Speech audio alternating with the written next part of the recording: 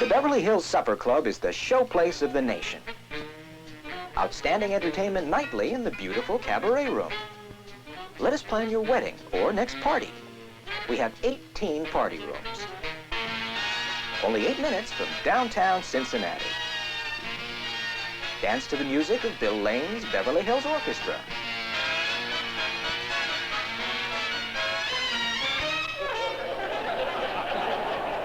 I just flew in from California. Boy, are my arms tired. You know how many people it takes to change a light bulb in California?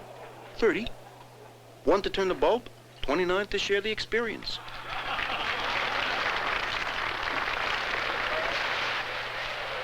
They are still taking out people who've been injured in this fire. We spoke out about 8:30 this evening here at the Beverly Hills Supper Club.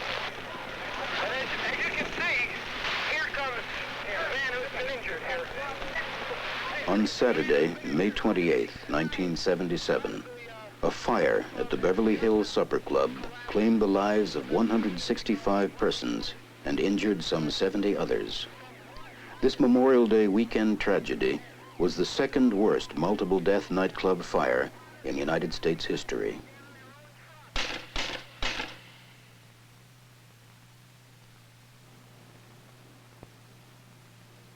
The Beverly Hills Supper Club was completely destroyed in the May 28 fire. This scale model represents what the building looked like before it burned. The building was basically 1 story high, except this front portion, the original part of the club built in 1937, was 2 stories high. An unenclosed curved stairway went from the 1st floor to the 2nd floor. Several additions over the years made it essentially a windowless building covering more than 1.5 acres.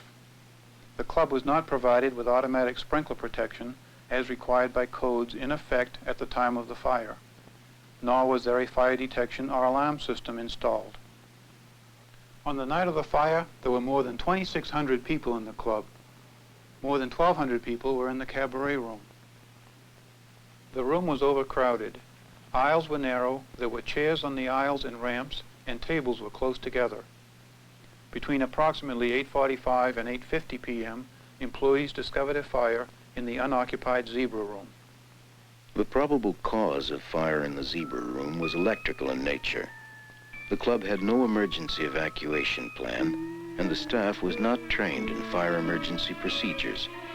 Using portable fire extinguishers, they made an unsuccessful effort to put out the fire before notifying the fire department or alerting the patrons. The people in rooms at the front of the club began to leave the building almost simultaneously. Cafe room. We had just sat down, and a young fellow came in and said there was a fire and we had to leave. So we went through the dining room and got to the lounge area. Only a few people from the cafe dining room were able to get out the front entrance. Heavy smoke and heat forced the other patrons to turn around, and employees directed them out through the kitchen.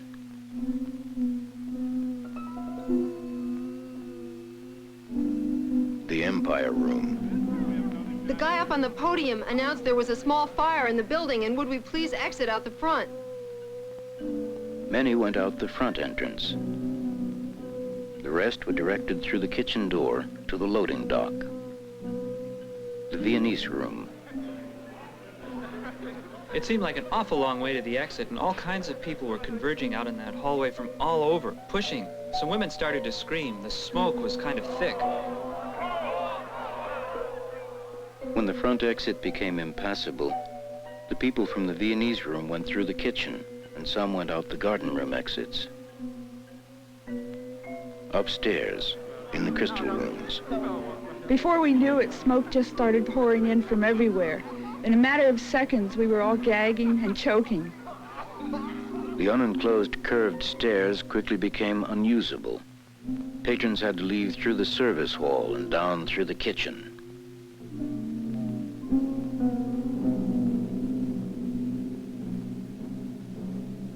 The cabaret room.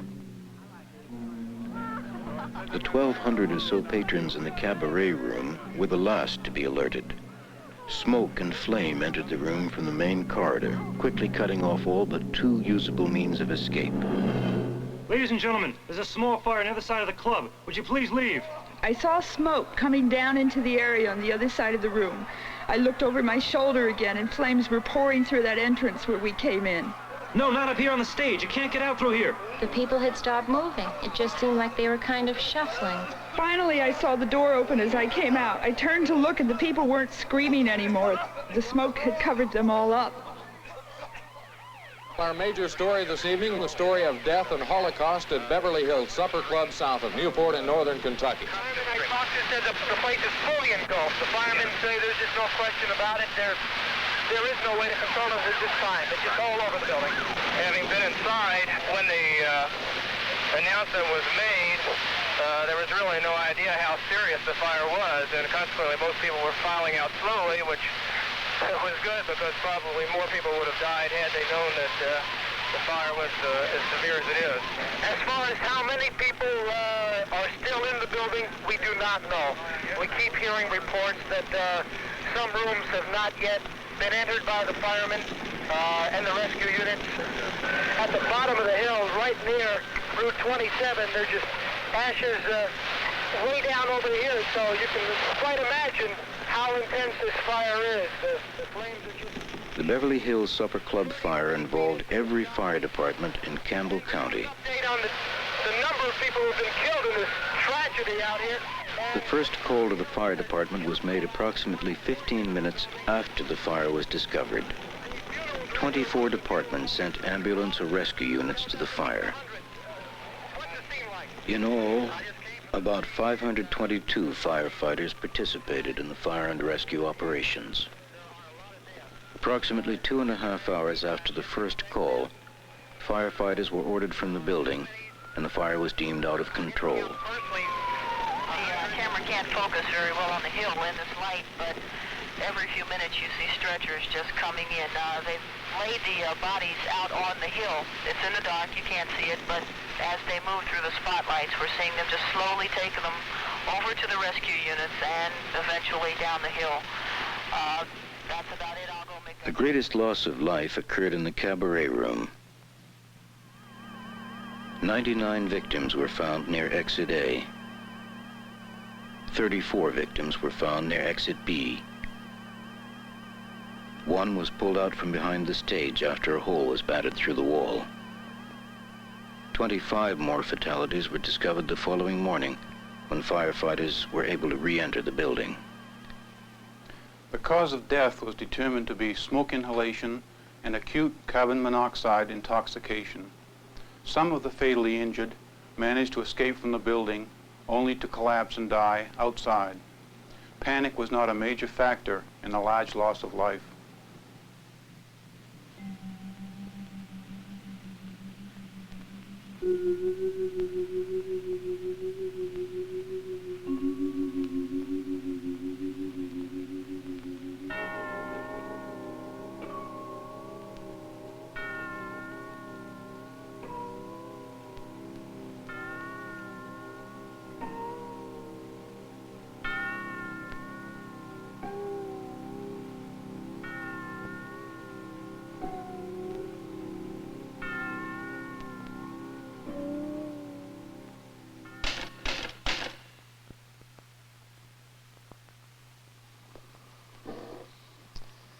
Those of us in fire protection engineering are constantly referring back to the Coconut Grove fire, which occurred in 1942.